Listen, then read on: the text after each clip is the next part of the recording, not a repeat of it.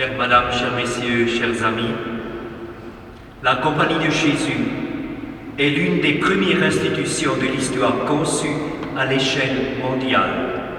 Les premiers jésuites qui parlaient diverses langues ont été envoyés sur tous les continents. Dès le début, la coexistence des cultures a été une des caractéristiques de la Compagnie de Jésus. Grâce à l'échange épistolaire, un système de communication global a rendu possible une activité internationale. L'inculturation a permis de valoriser les différentes cultures tout en les intégrant dans une harmonieuse unité. D'une manière particulière, cette mission universelle s'est toujours développée en référence au ministère du pape. Aujourd'hui, face à un monde globalisé et numérique, les jésuites continuent à vivre leur charisme. C'est pourquoi, en 2011, le Père général Adolfo Nicolas a invité la Compagnie à rajeunir les structures provinciales en tenant compte des changements sociaux. Le 35e Congrégation générale a recommandé que les structures soient au service de la mission universelle de la Compagnie dans l'esprit du Magis. Et la 36e Congrégation générale en 2016 a confirmé ce processus en soulignant qu'il soit coordonné à l'échelle mondiale. Les provinces d'Allemagne, d'Autriche et de la Suisse travaillent ensemble depuis des décennies. Les provinciaux se rencontrent, les destinations interprovinciales sont devenues une réalité, le noviciat et la formation se rejoignent, etc.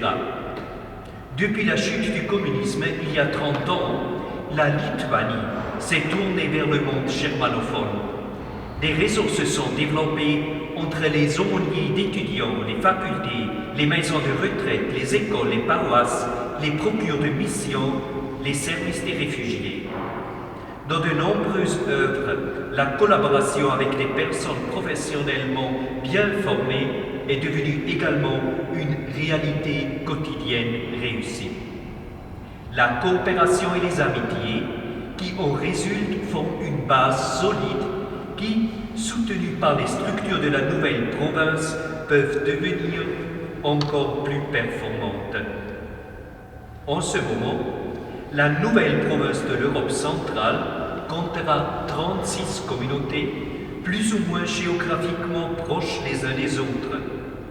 D'une part, leurs structures doivent être au service de la vie commune. Elles doivent contribuer à l'organisation de la vie communautaire et au renforcement du rôle des supérieurs. Alors, le nouveau provincial, Bernard Björler, qui a été présent hier soir, ici à Fribourg, à la cathédrale, sera assisté par des délégués auprès des confrères.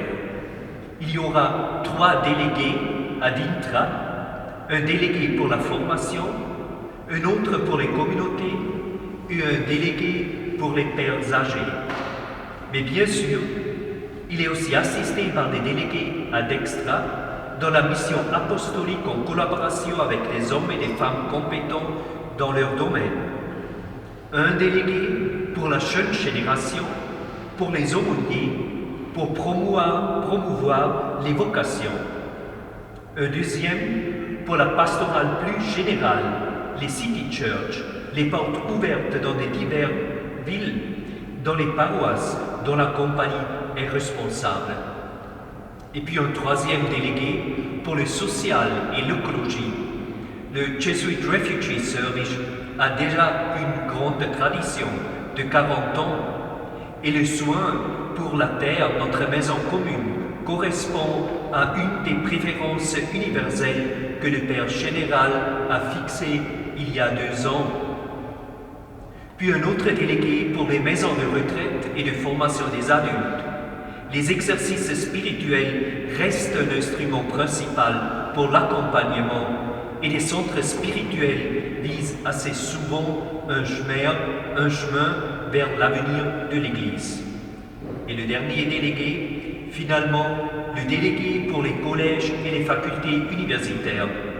Dans la nouvelle province, il y aura 3 facultés de théologie, une de philosophie, 7 collèges, les centres pour la pédagogie ignatienne et ne pas oublier Jesuit Worldwide Learning à Genève qui facilite la formation universitaire en Afrique, en Asie et en Proche-Orient. Bref, la constitution d'une telle équipe des délégués à d'Intraiad Extra s'est effectuée dans les mois passés. Elle sera appelée au discernement communautaire tout en travaillant de manière efficace et compétente. Elle profitera des synergies engendrées par la fusion des directions des 4 provinces. Un processus de croissance commune se poursuivra dans les années à venir. La création de la province de l'Europe centrale est l'occasion d'approfondir le charisme de la Compagnie de Jésus. Comme la Formula Instituti l'exprime dès le début, le charisme de la Compagnie de Jésus est d'aider les âmes. C'est pourquoi l'adaptation des structures est au service de la mission. Enseigner à intégrer plus profondément la foi au niveau existentiel et spirituel. S'engager pour aider à guérir une vie chrétienne concrètement et intellectuellement responsable. Être aussi actif dans le domaine caritatif. L'engagement pour les personnes et avec toutes les personnes de bonne volonté est de devenir le devoir de la Compagnie de Jésus. Aujourd'hui encore, Saint Ignace invite à placer toute la confiance dans la providence divine et à nous laisser entraîner au-delà de nous-mêmes au service de l'Évangile. Ad Maiorem Dei Gloriam. Et le Saint Pierre Canisius est le patron saint de cette nouvelle province de l'Europe centrale. Je veux bien terminer en vous lisant le décret de la fondation de la nouvelle province de l'Europe, signé par le Père général Arturo Sosa.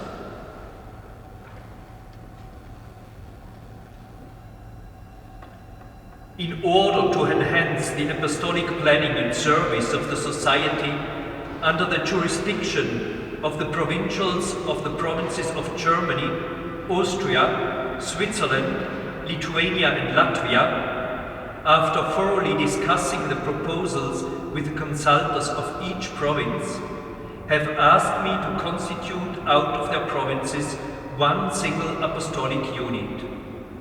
Having heard the opinions of my council, and in the light of my own prayerful discernment, I have decided to grant this request. Therefore, by the authority vested in me through the apostolic letters of the Institute of the Society of Jesus and its constitutions, I constitute the province of Central Europe, which will cover all countries and territories that compose the present provinces of Germany, Austria, Switzerland, and Lithuania, Latvia. The province of Central Europe will have all the rights, privileges, and obligations that in accord with our institute appertain to provinces. It will include all the members and communities of the former provinces. However, these provinces will not be suppressed, but will continue to exist as dependent regions of the province of Central Europe.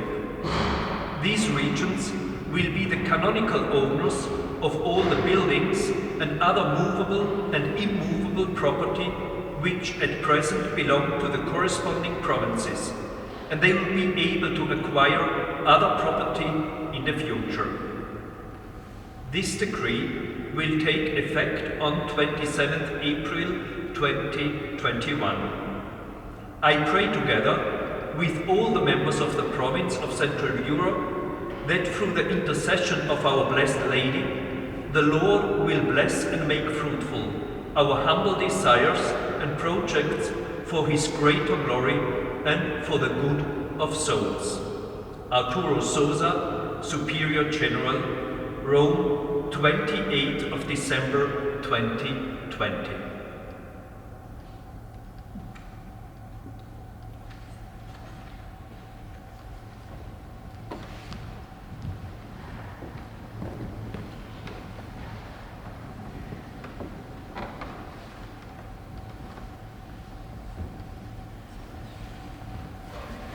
Thank you all for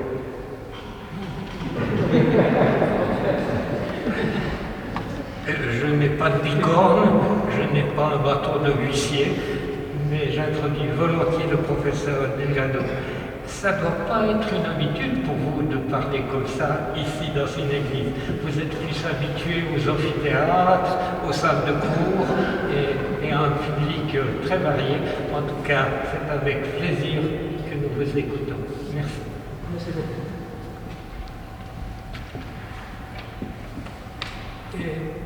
Merci pour l'invitation.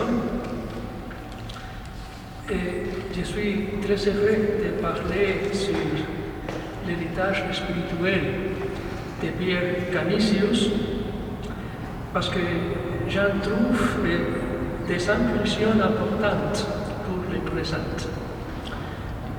Mes réflexions sont intitulées « Que le sel ne devienne pas fade ».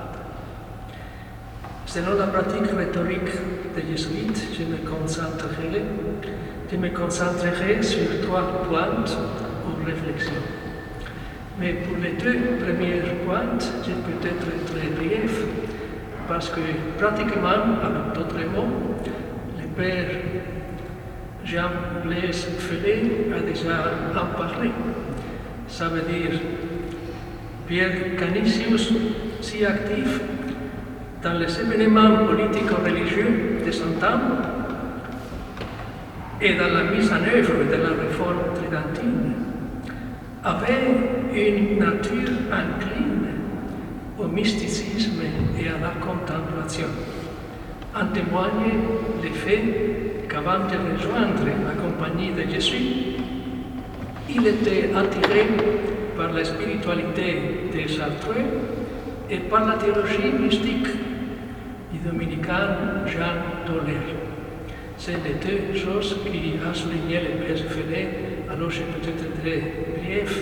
Peut-être souligner que s'il est rentré dans la compagnie lors d'une rencontre avec Pierre Fabre, c'est justement parce qu'il a compris qu'entrer dans une compagnie si active, dans un ordre si actif où on pense que le monde est notre couvent et qu'il faut aider les âmes, etc., c'était aussi un moyen pour la sanctification personnelle, ça veut dire pour rester dans la voie mystique.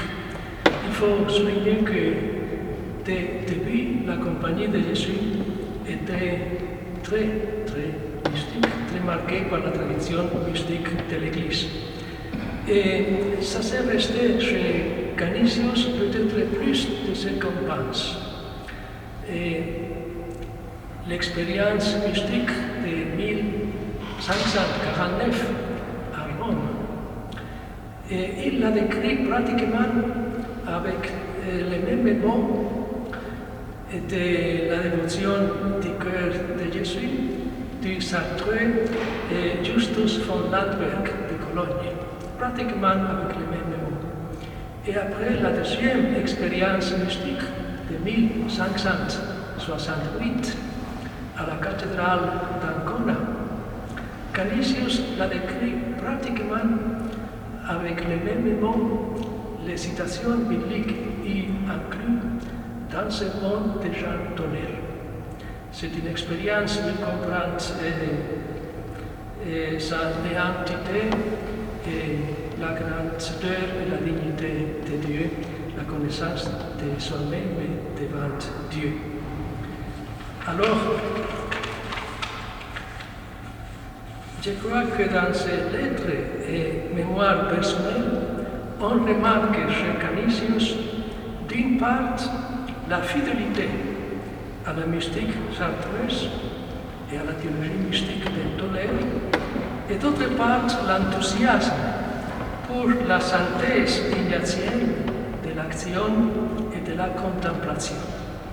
Par exemple, dans une longue lettre écrite à la demande du directeur général Claudio Acquaviva, il souligne combien il est important pour un jésuite de voir Dieu comme présent en toutes choses et non seulement d'élever son âme vers les cieux dans la prière, mais de mettre chaque chose et chaque action en contact avec Dieu.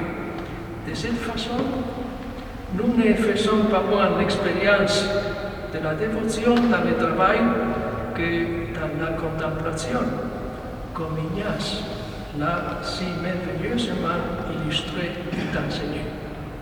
Canisius se réfère ainsi aux paroles de Jésus. Celui qui demeure en moi et dans qui je demeure, celui-là porte beaucoup de fruits. Canisius devient entièrement jésuite, voire un modèle jésuite, en combinant action et contemplation. Mais l'empreinte de la mystique chartreuse et de la théologie mystique de Jean Tonnerre est toujours également présente. Elle est l'infatigable, comme l'a dit Pierre Monet, Canisius à ne pas tomber dans l'activisme et à devenir un maître de la prière intérieure. Et comme ça, je passe à ma troisième et dernière réflexion, qui est peut-être quelque chose de plus à ce qui nous a présenté déjà le Père Félix. Canisius associera alors toujours l'engagement jésuite dans le monde en faveur des autres à une contemplation intense.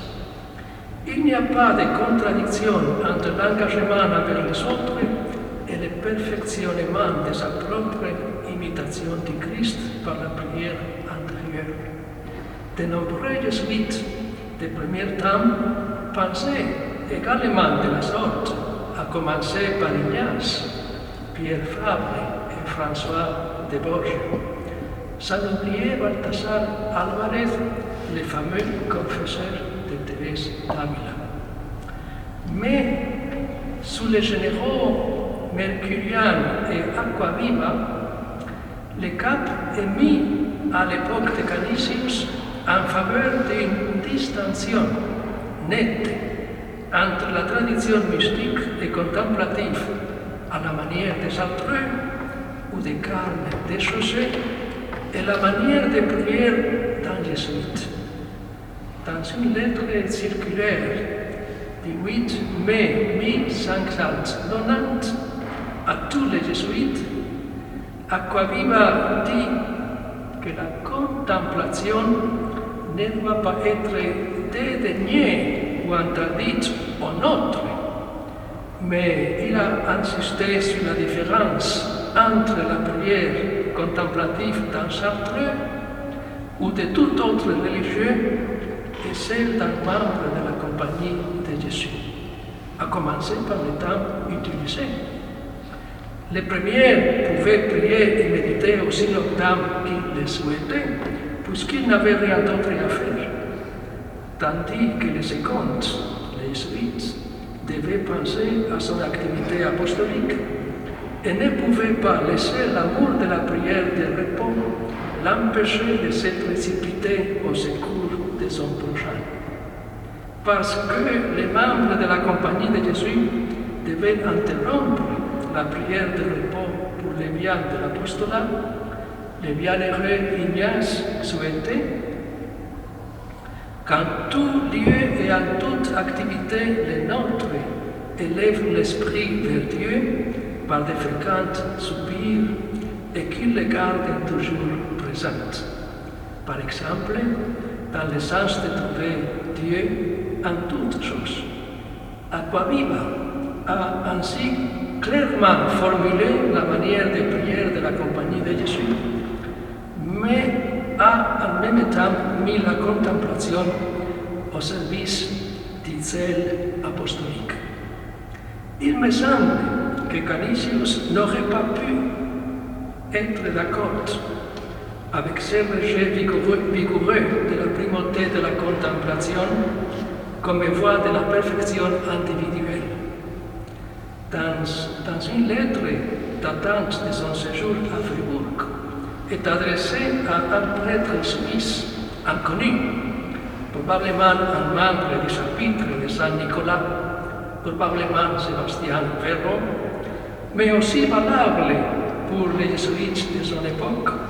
Canisius donne quelques conseils pratiques tirés de sa propre expérience de la prière, car le pire dans le travail pastoral, c'est si le sel devient fade.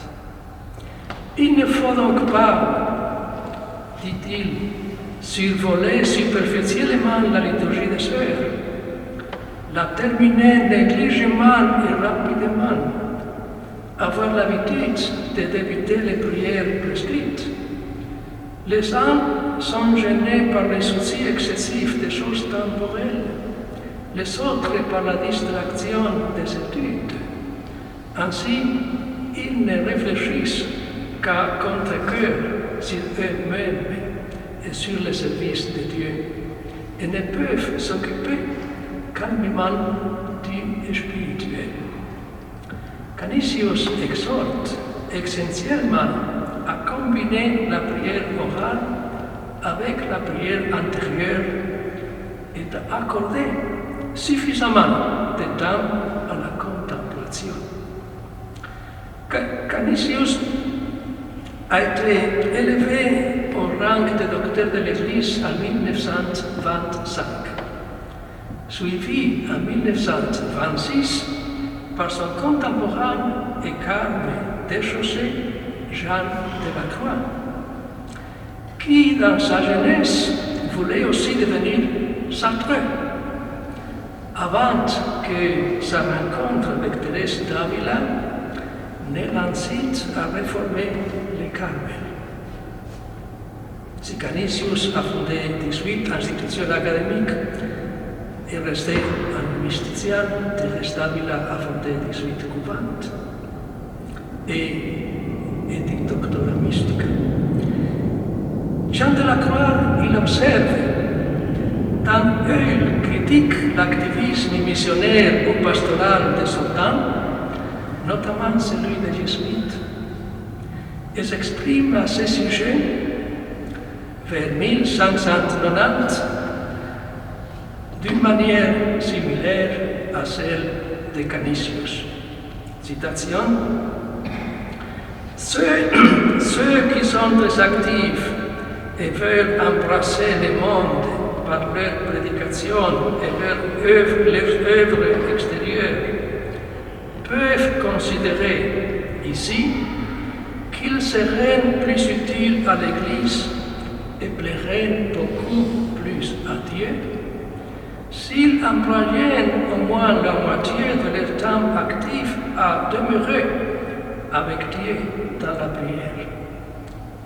Sinon, ce n'est qu'un martelage brillant qui ne sert pas à grand-chose, parfois à rien, et qui fait souvent du tort.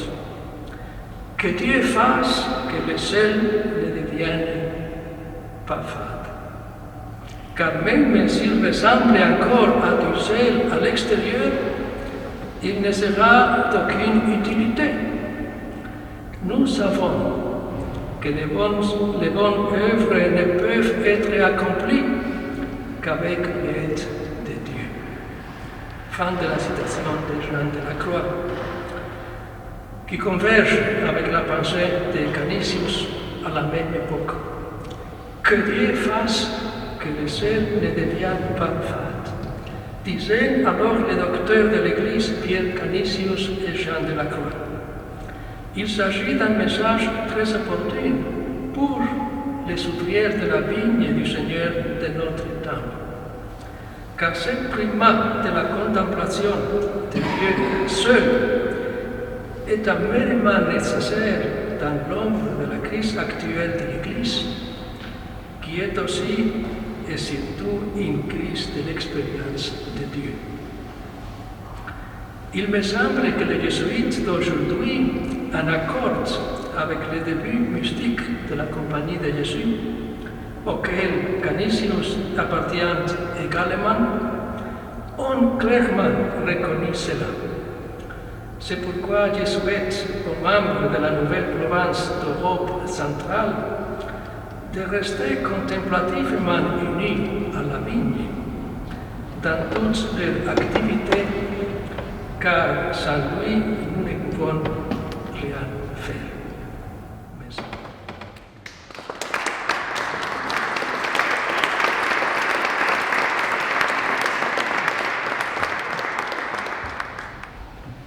Voyageur infatigable, génie intellectuel, homme de terrain auréolé d'une prestigieuse carrière, c'est en homme providentiel que Pierre Canisius entre à Fribourg le 10 décembre 1580.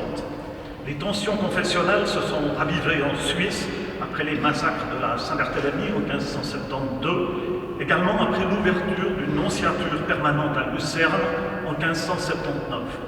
C'est d'ailleurs au nonce Bonomi que Fribourg doit l'arrivée de Pierre Canisius et la création du Collège des Jésuites. On l'a souvent dit, en 17 ans de travail, Pierre Canisius a changé l'esprit de Fribourg et donné de l'envergure à cette ville-État, petite république isolée par la Réforme et qui s'est forgée, dans le sillage des Jésuites, une identité obsidionale très forte en tant que citadelle du catholicisme. À Fribourg, Pierre Canisius en impose par sa rectitude morale et sa modestie, son intelligence et son entre-gens, son érudition et sa capacité de travail.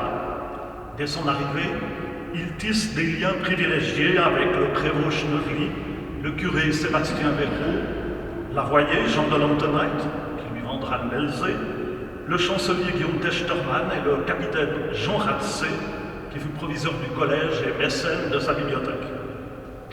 Au décès de Pierre Canisius, le 21 décembre 1597, seules l'aile est et l'aile nord du collège actuel sont achevées.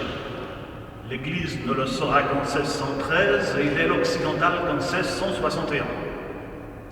La disparition du saint-homme coïncide avec la résurgence de la peste à Fribourg. Le défunt est donc enterré rapidement le lendemain de sa mort dans le chœur de la collégiale Saint-Nicolas. Son tombeau fait aussitôt l'objet de vénération. 9 ans après l'achèvement de cette église, les jésuites réclament qu'on y transporte la dépouille de leur fondateur. La translation a lieu un lundi de Pâques, le 31 mars 1625, après d'âpres discussions entre l'État, le chapitre collégial de Saint-Nicolas et les jésuites. La convention signée 2 jours plus tôt prévoyait, je cite, que si jamais le père Pierre venait à être inscrit au nombre des saints, son chef et une de ses premières côtes seraient restitués à l'église Saint-Nicolas. Le tombeau est ouvert en présence de l'ambassade de France alors en passage à Fribourg, des avoyers, des conseillers, des bannerets.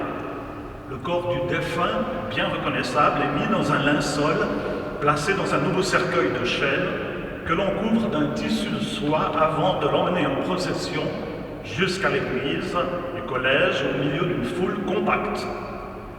La dépouille sera exposée dans le chœur jusqu'au mercredi, avant d'être placée dans un second cercueil et mise en fosse. En souvenir de cette journée, les bannerets et les conseillers recevront des grains du chapelet posé à côté du défunt. Des bouts de tissu sont prélevés, des médailles posées sur le corps pour en faire des reliques par contact. Je me permets d'évoquer ces détails bien connus à Fribourg parce qu'ils témoignent d'un culte immédiat autour de celui que Fribourg considère comme son saint, dès sa disparition. Faut-il rappeler le grand projet de la contre-réforme auquel Pierre Canisius a œuvré? Évacuer de l'espace spirituel les fausses reliques, les faux portraits, les vies des saints sans fondement historique et substituer de vrais modèles, de vraies figures et de vrais portraits auxquels le croyant puisse s'identifier. En 1506, Fribourg avait obtenu de l'abbaye d'Autrive la relique de Nicolas de Myre rapportée de Rome au début du XVe siècle. En 1536, suite à la conquête du pays de Vaud, la ville avait reçu les bustes des saints martyrs, Jean et Paul, qui étaient alors pieusement conservés à l'abbatiale de Payerne. En 1658 encore, les visitandines présenteront à la vénération des fidèles le squelette de Saint Vite, prélevé dans les catacombes du cimetière de Syriac à Rome. Aucun de ces patrons ne peut rivaliser en véracité et en présence matérielle avec Pierre Canisius, dont on conserve ici la mémoire vivante, les écrits et la Vera Effigies, gravés vers 1600 par Dominicus Custos, modèle de tous les portraits du XVIIe siècle, ce qu'on trouve au collège, aux Ursulines, à la Visitation et dans maintes familles fribourgeoises. Le culte populaire est porté par un projet pastoral. On a identifié récemment une image de piété gravée sur cuivre en 1602 par Martin Martini à l'initiative, pense-t-on, du recteur Martin Lessius. On y voit l'agonie de Pierre Canisius, sa vision céleste au moment de son dernier soupir et l'entrée de son âme au ciel. La fameuse prédication de Pierre Canisius, commandée en 1635 à Pierre Guiret, participe de la même volonté, fixer une mémoire et un discours édifiant autour d'un futur saint. Alors à la question de savoir ce que Fribourg doit à Pierre Canisius, on songe immédiatement au Collège Saint-Michel, à qui Fribourg doit son identité de ville d'études. La construction du collège sur la colline du Belzé a façonné la topographie du sacré. Réalisé selon projet type établi par l'architecte officiel des Jésuites, le Tessinois Giovanni de Rosis, le collège actuel s'articule autour de deux cours. Certes, la cour des classes et la cour des Jésuites enseignants n'en font qu'une à Fribourg, mais la cour des dépendances, l'area rustica, est encore bien présente. L'ensemble architectural fonde la rénovation urbaine du XVIIe siècle. Sans les Jésuites, pas d'Ursulines ni de visitandines en ville. Le choix de Fribourg par ces dernières, fuyant Besançon menacé par la guerre de 10 ans, est motivé par la présence d'un chapitre collégial certes, mais surtout d'un collège pouvant assurer la direction spirituelle d'une communauté restée très liée à Pierre Canisius, dont elle possède d'ailleurs une vertèbre, dont de Monseigneur Marien en 1865. L'attachement de Pierre Canisius à la chapelle de l'ancienne léproserie de Bourguillon, où il se rendait, dit-on, presque chaque jour, a permis d'affirmer le caractère de sacramenté de Montorge, de Lorette et de Bourguillon. À la question de savoir ce que Fribourg doit au Père Canisius, on peut mentionner ensuite les congrégations mariales, fer de lance de la lutte contre les hérésies. À peine arrivé, Canisius fonde en 1581 deux congrégations, celle des bourgeoises ou des dames et celle des bourgeois et des étudiants. Décrites comme une sorte d'action catholique avant l'heure, ces congrégations ont assuré l'ancrage de la contre-réforme et favorisé l'engagement des laïcs au sein de l'Église. Je dirais en particulier des dames. La préfète de la congrégation des dames avait en effet un rôle social inhabituel à Fribourg. Pour mesurer le poids de cette institution, il suffit de savoir qu'à la fin du XVIIe siècle, les congrégationnistes réunissaient le 40% de la population de la ville. À la question de savoir ce que Fribourg doit à Pierre Canisius, il faut signaler l'imprimerie. Dans une lettre au pape Sixte V, le petit conseil de Fribourg l'affirme, je cite, « À l'instigation du révérend père Pierre Canisius, qui enrichit notre ville par sa présence, nous avons acquis, pour un montant considérable, une presse typographique et nous sommes assurés les services d'un imprimeur. » Pierre Canisius a donc joué un rôle essentiel dans l'arrivée à Fribourg de son premier imprimeur, Abraham Gemperlin, venu de Freiburg im Breisgau, auquel il confia les travaux d'édition majeurs. Il est peut-être bien de rappeler qu'à la même époque, Lucerne ne disposait pas d'une imprimerie officielle, ce qui obligea le chancelier et humaniste Renoir Sisac à faire imprimer ici, à Fribourg, sa fameuse véritable description des îles japonaises, avec la première carte du Japon publiée en allemand en 1586. Le collège, les congrégations mariales et l'imprimerie ont donc inscrit Fribourg dans un réseau de pensée européen. Ce sont le legs le plus évident de Pierre Canisius. La diffusion de ce modèle de sainteté dans l'imagerie populaire est assurée dès sa béatification en 1865 par des patronages d'autels, des peintures de retard, des bannières, des tableaux de grand format commandés aux spécialistes du genre, les peintres de Suisse centrale Melchior Paul von Deschwanden et Dominique Ahnen, ou le gruyérien Joseph Reich. Les paroisses s'efforcent alors d'obtenir des reliques qu'elles font monter dans l'ancien reliquaire.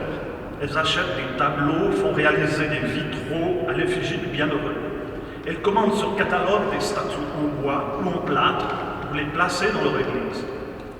La figure de Pierre Canisius et ses reliques sont alors subtilement mises en scène à travers les pèlerinages, les grandes processions et les sermons qui traîneront des milliers de fidèles vers Fribourg entre 1865 et 1925.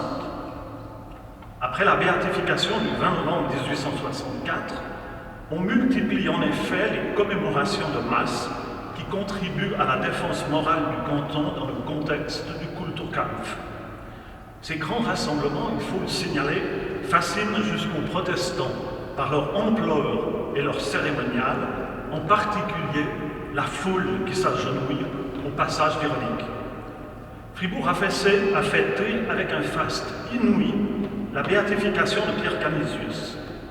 Du 25 au 26 juin 1865, près de 35 000 personnes convergent vers cette petite ville de 10 500 habitants. Les reliques du bienheureux, sorties du cœur de l'église Saint-Michel, sont portées en procession dans la cité et font même l'objet d'une image dans le fameux magazine français L'Illustration. Les solennités sont très encadrées et observées en Suisse protestante, où l'on craint, je cite, la glorification d'un jésuite, moins de 20 ans après le bannissement de l'ordre de Suisse. Par prudence, les Fribourgeois gomment toute référence trop explicite à la Compagnie de Jésus et insistent sur le statut de Canisius comme, je cite, second apôtre de la nation. Un reliquaire à l'église de Boitrance et un vitrail de 1869 à l'église de Dompierre témoignent de la pénétration rapide de son culte dans les églises de campagne. Au collège, la rotonde du Sacré-Cœur devient la chapelle de pèlerinage de Pierre Canisius, dont les restes sont réunis dans un sarcophage de marbre placé au tombeau de l'autel. En guise de retable, on suspend un grand tableau du peintre Deschwanden représentant le bienheureux en compagnie de Saint Jean-Baptiste désignant l'Immaculée Conception. À 2 reprises, les processions se confondent avec des commémorations laïques. En juin 1878, l'amalgame entre la célébration du soi-disant 7e centenaire de la fondation de la ville de Fribourg et le pèlerinage national au tombeau de Pierre Canisius feront débat, même à Fribourg, où des averses torrentielles viennent encore ternir l'événement. En 1880, on prend soin donc de dissocier le trentenaire de la fondation des congrégations et du collège Saint-Michel et le 400e anniversaire de l'entrée de Fribourg dans la Confédération, qui est commémoré un peu plus tard. Mais pour la première fois, le bienheureux Nicolas de Flux et le bienheureux Pierre Canisius vont faire la paire comme protecteurs du canton. Succès immédiat, à l'église de Wisterman-Sanogo, le verrier associe la diète de Stanz et le concile de Trente, évoqué par la rencontre de Pierre Canisius avec l'empereur Ferdinand Ier et le nonce du Ranimarone. À l'occasion du jubilé sacerdotal du pape Léon XIII en 1887, les Fribourgeois lui offrent une statue en marbre de Pierre Canisius dont on trouve encore diverses copies dans le canton. Œuvre de l'artiste local Charles Weber-Frey, la statue a été placée en 1888 dans le collège germanique de Rome. Les fêtes du tricentenaire de la mort de Pierre Canisius en 1897 sont à nouveau somptueuses.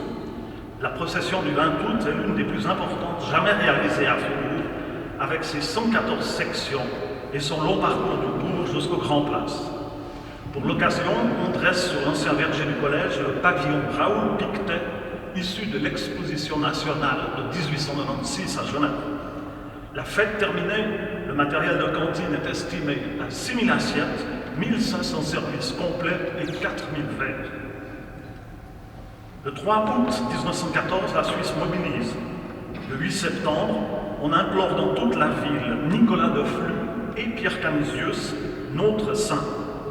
Le 21 décembre, pour la messe pontificale du cinquantenaire de sa béatification, on place dans la nef de cette église le buste en bronze d'Ampelio Regazzoni, destiné à la cour du collège. Mort, Pierre Canisius est plus vivant que jamais, affirme l'évêque du diocèse, Monseigneur Bovet. À l'occasion du 4e centenaire de la naissance de Pierre Canisius, fêté du 23 au 25 juillet 1921, on retrouve l'ambiance des foules et le sens du décorum. La bibliothèque cantonale organise une exposition et présente, je cite, des choses qui avaient été jusqu'ici jalousement gardées dans le secret des familles. Portraits anciens, des souvenirs, des reliques historiques. La procession réunit à nouveau quelques 6300 personnes et les fêtes s'achèvent le 22 décembre par l'inauguration de la statue de Saint Canisius à la Grand-Rue, à l'entrée de la ruelle Notre-Dame, de la ruelle Saint-Nicolas, qui conduisait d'ailleurs les gens de Fribourg à l'église paroissiale Saint-Nicolas par le portail des dimanches à l'époque médiévale. Le tricentenaire de la translation du corps de Pierre Canisius de Saint-Nicolas vers Saint-Michel est suivi moins de 2 mois plus tard par la canonisation du protecteur de Fribourg le 21 mai 1925. Le recteur du collège, Monseigneur Jacou, écrit alors, je cite, « Fribourg a toujours été le pays de Canisius, et Canisius ne peut se concevoir sans son Fribourg. » Le réaménagement du cœur de cette église en vue de l'installation, le 4 juillet 1942, des eaux du Saint, dans le gisant en argent de l'orfèvre genevois Marcel Feuillat, marque aussi la fin d'une époque, celle du groupe de Saint-Luc qui a renouvelé l'art chrétien en Suisse romande dans les années 1920-1930. Les artistes qui ont participé à cette grande aventure culturelle et religieuse ont renouvelé l'iconographie de Saint-Pierre Canisius dans le canton, comme en témoignent les vitraux d'Alexandre Saint-Grillat à Sillery, de Jules Schmitt à Charnay et de Gaston Thévaux dans la rotonde des Jésuites de Marsens. Désignés tour à tour comme défenseurs de la vraie foi, apôtres de Fribourg, remparts contre l'hérésie ou protecteurs de la patrie, Saint-Pierre Canisius, vu par les artistes des 19e et 20e siècles, est moins martial, plutôt brossé sous les traits bienveillants d'un saint populaire, patron des écoliers et des grandes fêtes. Du protecteur tutélaire de la ville de Fribourg, ces artistes ont fait de Pierre Canisius l'un des saints favoris de l'art de nos églises et de nos campagnes.